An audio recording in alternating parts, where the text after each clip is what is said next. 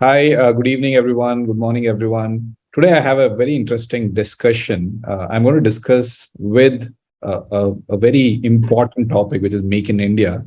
And interestingly, Navi is launching a new NFO, which will be concentrating on India's manufacturing.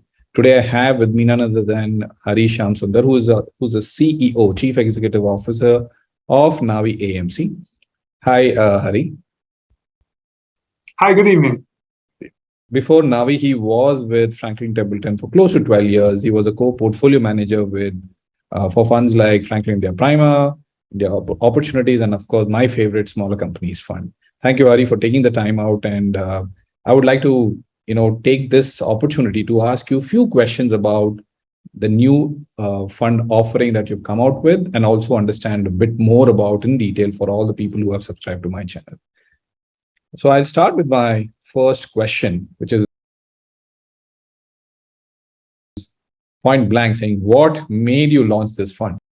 Sure, Anand. Yeah, thanks for this. So, Navi, we believe that the Indian manufacturing sector itself, it's on the cusp of witnessing some radical transformational changes. There are many factors which are coming together right now, which makes this sector and the opportunities here very exciting. Mhm. And some of these factors are domestic, while others are more external.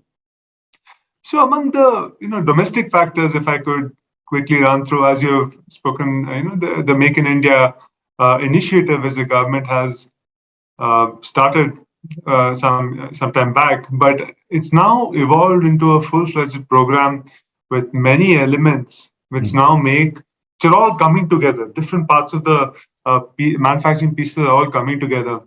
Right. It's tough to get a country started off on this manufacturing journey. It's a bit of it tends to be a bit of a chicken and egg situation, because one of the key requisites for manufacturing tends to be that you need to have scale. But if you don't have scale, then manufacturing does not come to you. So what the government has done by incentivizing through the PLI scheme is it's a very intelligently designed scheme to ensure that the production keeps on growing, and so that India becomes first Atmanirbhar, which is self-sufficient in terms of its own demand. And at the same time, we are talking about it also becoming, starting to then eventually start scaling up for the world. We get to such cost levels where the Indian manufacturing itself becomes globally competitive. Mhm. And this we're seeing playing out in segments like mobile phones. I think when this was started, it was looked at as maybe just a low end assembly kind of a program. But now with each block which is being added to that, it now looks pretty clear that with players like Samsung and Foxconn setting up manufacturing bases, it's likely to the integration is likely to grow far more. So what you're saying is that this is the domestic kind of a piece. So what has India been doing to encourage manufacturing? So this is one element, one piece. So the PLI scheme now is not just into electronics; it's into 14 different sectors now. Right. So what this ends up meaning is that India, on the government initiative, government push side, is ready. But there are other elements also which need to come in place for a country to become a manufacturing hub. You need to have your infrastructure in place. And for that as well, with the national infrastructure policy coming in place, national infrastructure plan coming in place, we are seeing, and the Bharatmala Pariyojana also coming in place. We are seeing the infrastructure also being put in place to be able to encourage that India's logistics are low cost as well, and that the low logistics would enable further manufacturing to take place as well. Along with this, I think the international events are also, there's a confluence of international events which are happening, which are aligning. The stars are aligning for India to emerge again as manufacturing hub. I think the more emphasis which is being placed on supply chain diversification. Now, what does that mean? It means that countries no longer want to look at, say, just China as a manufacturing hub, but they want to look at other places. And India, with its large talent pool, labor pool, its skills in particular sectors like chemicals and pharma, textiles. There are raw material advantages also in some of these are access to low cost iron ore, for example, makes it a low hub for steel. So some of these have been with us for many years, these advantages. But it's now time, and the world is also starting to recognize India, that India can be a manufacturing hub as well. So, I mean, this is all things which are happening at the external and the domestic front, the push from the domestic front and the external events which are happening, which means that India manufacturing, its time seems to have come. It's something which the opportunities then are immense. The opportunities are very exciting here. So what Navi's Nifty India Manufacturing Index Fund is trying to do is give an opportunity to invest in India's largest manufacturing companies. So that is a thrust of what we are trying to do. That this opportunity looks so exciting, and it's not a short-term thing. It's not something which which will just fade away in 1 or 2 years. This is a theme which we feel is going to be with us and is going to play out over the next 5 to 10 years. So it's something which you try to add on and get into right now, and I mean hold for the long term. I think that's the reason why we are looking to launch this fund. Got it. Okay. Thanks for the detailed one. So now the question related to that, right? So this China plus one strategy that you briefly, mentioned, right? So with whatever is happening in Taiwan, especially on the semiconductor space, and I think India has also released $1 billion or set up $1 billion fund for semiconductors. So this will also accelerate the entire Make in India, is what you were saying. I mean, is my understanding right here? Absolutely. I think so the China plus one needs to be viewed in conjunction. Again, there are many things happening there. So China, of course, in the 2000s, it drove most of manufacturing with it becoming the manufacturing capital of the world. Right. But since 2015, they sharply shifted their policy away. What they were also doing, apart from manufacturing for the world, is some of their practices were also exporting their environment. So they tightened on some of those policies, which meant that some of their cost advantage went away from there. There was also a simultaneous trend which was happening where the wages were going up there as well. So there are a couple of these things which meant that China's cost base is already moving up. Right. Now, India is well positioned in some of the sectors to start taking advantage, and chemicals has been one segment, for example, which has been there to take advantage of this. Now, apart from chemicals, I think now we are looking at other sectors also, which are looking a lot more interesting. For example, I think what you spoke about in terms of semiconductors, that is also partly what I was talking about in terms of the mobile phones as well. So the mobile phones integrates into semiconductors in the end. So there's the PLI scheme also has allocations toward the semiconductors as well. So I think semiconductors is a strategic sector, and we've got a long way to go. So I'm not saying, again, this is not something which we can do overnight.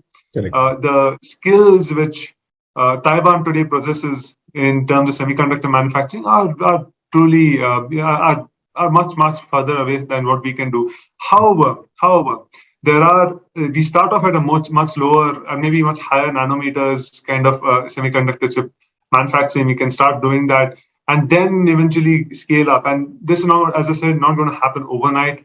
It's going to take years. But we're starting at a very low level right now. But everything is in place right now. I think the local demand is there. The talent base is there.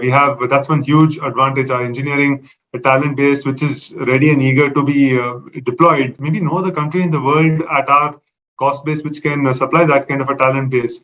China plus one, the world needed something to offset what's happening in China in terms of the cost base. And India, again, with all that is being done, all the initiatives that we have done in the last 5 to 10 years, it means that we are suddenly there to take advantage of some of these opportunities which are coming up. How Taiwan plays out is different. We'll have to see how that plays out. Nobody can really tell. But some of these emerging areas, definitely, I think India is looking like we're just there to take advantage of some of these opportunities which seem to be emerging. That's great. I'm especially gung-ho about semiconductor because almost the top management of Qualcomm, NXP, Marvell are my clients. So I'm excited about semiconductor especially. Now I hear from you Make in India, I hear PLI, I hear Atmanirbhar, and I also heard a couple of other themes or programs that the government is launching. If you could just share some more highlights on other schemes that the government has launched, especially for manufacturing. Yes, I think Make in India is more an umbrella program. It maybe started off as a more a slogan. I think there were expectations that things would happen, immediately. But I think what's happened is that it's proven to be more of a overarching theme under which a lot of things have been done now. So I think that's the way we should think about it, and that's where the points are saying. Now the PLI scheme, which has been laid out, the outlay is huge in terms of lakhs of crores now, spanning 14 sectors, and this is going to lead to investments which could be as much as $50 billion Wow. in the country, and the exports itself could increase by about $500 billion as per some estimates over the coming years, over the next five years or 5 to 10 years, and that means that these kind of initiatives cannot be viewed in the short term. And I think there is that quote that we tend to um, overestimate what can happen in a year and underestimate what can happen in a decade. I think Absolutely. Make in India is going to prove to be something like that. Okay. Okay. So I mean, you mentioned about export touching $500 billion, if I'm right, right? So we can actually Incremental. incremental. Okay. We were already seeing that in defense, I believe, right? There has been some exports of defense. Now I hear from you Make in India, I hear PLI, I hear Atmanirbhar, and I also heard a couple of other themes or programs that the government is launching. If you could just share some more highlights on other schemes that the government has launched, especially for manufacturing. Sure. I think if you break it down segmentally, then you get a sense of that as well. I think for example, you look at the chemicals as well, right? You're having the PCP, the petroleum chemicals and petrochemicals investment regions, which are coming up, and the PLI schemes as well. Then you're having some of the CRAMs, the contract research and manufacturing kind of services models, which are coming up. So on the chemical side, we are well placed to take advantage across, from some of the commodity ranges to more specialized ranges. But again, we are well positioned to take part in some of that. As you alluded, to in terms of defense, so it's a good example of a sector where we have seen FDI being liberalized as well, and the government becoming more open to private participation in defense procurement, manufacturing. And India has been among the largest importers of defense equipment in the world. Yeah. Being self-sufficient in that, again, something which is going to take years, but every step towards that then means that current account looks better, and it spurs new, not just capacities, but also capabilities, right? These are I think it's about thinking about it in terms of the full manufacturing ecosystem. So defense, if you think about it and break it down, you start off with basic things like a forging this would be very, very simple forged equipment, but then it very quickly moves on to far more complex parts like electronics and sensors, radars. And then you're moving on to even manufacture of drones now. That's another PLI scheme which is being put in place. That's we're getting very, very quickly to cutting edge kind of technology as well. So it's about creating an entire ecosystem where these investments and the manufacturing is encouraged and enabled in this. We are also seeing, as a result of this, a lot more investment interest in this, and there's a PEVC funding also, which is starting to chase some of these sectors. I mean, it's not just the asset light kind of startups which tend to now get the funding, but it's also some funding which is coming into this segment as well.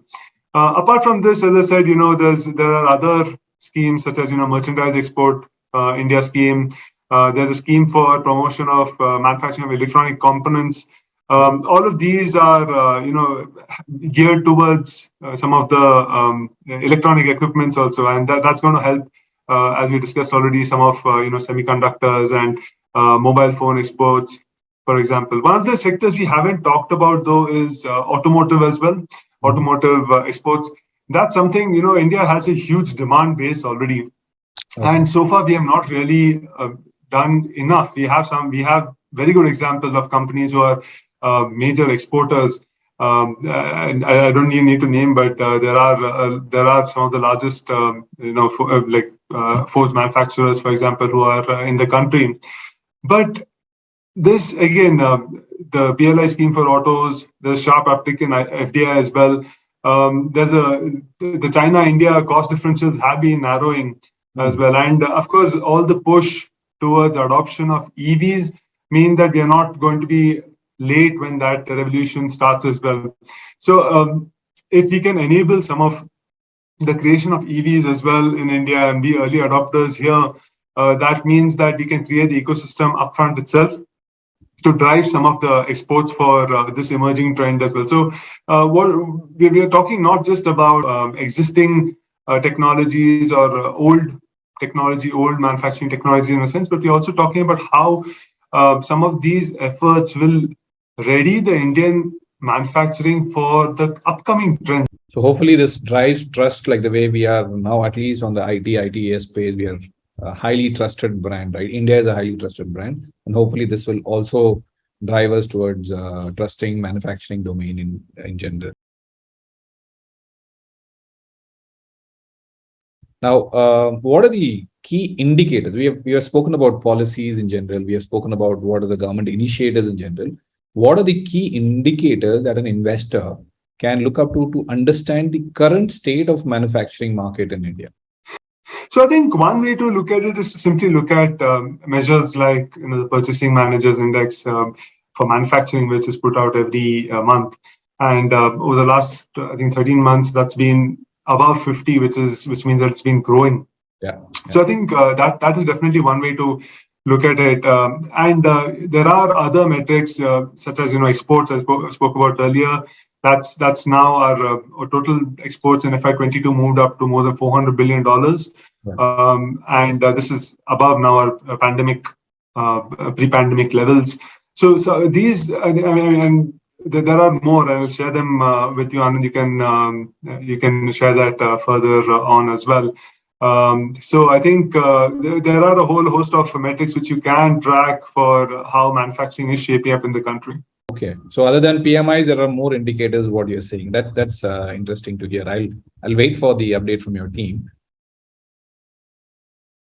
Now there are also, I heard you talking about chemicals in particular, right? But what are the other sectors where you see big opportunities, especially for manufacturing? Yeah, so I think the key opportunities are in the spaces of electronics, in terms of industrial machinery and capital goods. Automotives is definitely one of the things which we spoke about as well. Pharma, we are already pretty large, but that is something where the exports can continue to grow strongly over the next 5 to 10 years. And this is driven by the low cost of manufacturing. Our R&D is very cost efficient. Our skilled labor, very low cost. We have also had, again, more incentives here, a lot of investments coming in here. And again, China is also having their own issues with labor costs then. So these three sectors, and the other couple of them which I would point out is chemicals, as I spoke about, and textiles. That's something which we haven't really touched upon. But there again, that's a classic example of how it's a fantastic opportunity for India in multiple ways. It's something which is still very, very labor intensive. So in terms of the labor force which is coming of working age, we need to add, say, 1 million jobs a year to take care of that. And textiles is a fantastic place where there's a lot of capability, or it can absorb a lot of that talent as well. We also have competitive abilities across the value chain. We have raw materials, the access to cheap cotton, which is again something which is not readily there in many countries. We also have competitive costs of manufacturing. We have got a lot of preferential market access also. We've been tying that up as well. Here again, there are export incentives which are in place as well. So I think, and of course, in terms of how the global place is setting in place, there are bans on, I think what's happening in China with ban on textiles from Xinjiang, which itself produces a large percentage of China's textile output. It means that India has got a great opportunity here. It's something which is great for Indian, as I said, the economy and economic growth as well. I think even other opportunities like the EU granting India with a system of preference status as well, which means that again external things are also falling in place for India to start booming in this sector as well. So as I said, combination of India's internal advantages, initiatives taken, plus how the external factors are playing out, means that this is just everything seems to be coming together for this Indian opportunity. Oh, very well summarized with a lot of example, Hari. One final question. What are the key benefits of, or the core benefits of Navi Nifty India Manufacturing Index Fund? Sure. I think if you look at it, it gives you a one-stop place for you to track this emerging and very exciting theme. I think if for many long-term observers of manufacturing in India, it's been boring. It's been a sector which have classically looked at it as a 5%-10% kind of growth. It's boring, but what seems to be happening here is looking like it's going to break out of that particular small tight range. We are now looking at growth, and what this fund looks to do is to just offer one simple index to invest into. And this taps into many of those segments which you already spoken about. It's got 20% of capital goods. It's got 20% of automotive. It's got a large percentage of healthcare or pharma. It also has a healthy proportion of chemicals as well, and some textile exposure as well. So it's a very well diversified index, one simple basket of stocks for you to pick up at as usual Navi's low rates as well, and so that as an index fund tends to be. So I think that makes it like a one-stop kind of opportunity for you to tap into this decadal chance which is there for the Indian economy. So you're saying it's a long-term theme, and the cost to pay for it, because there are no fund managers involved. It's an index fund. You're replicating what S&P would offer, S&P Manufacturing Index would offer. So the cost is also going to be far more lower than in an active fund. Plus, and what I can strongly sense from from what you're saying is that it's a decadal opportunity. It's not a short-term theme or a few sector opportunity. It's a well-diversified long-term opportunity. Yes, I think if you look at it just in terms of, if it were just a sectoral fund, then sectors tend to move in waves or cycles. Correct. But this is it's not a sectoral fund. It's diversified across sectors, and this is therefore a theme. It's something which we're looking at not in the short term, but it's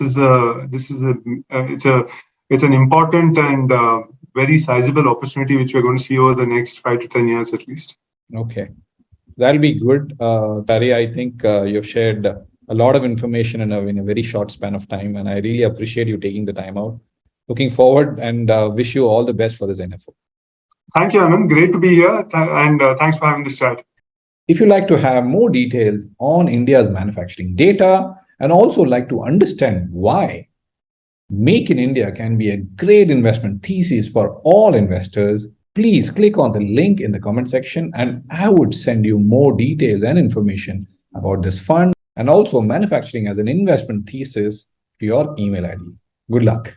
Thank you for watching my video. Please do like, comment and subscribe to my channel.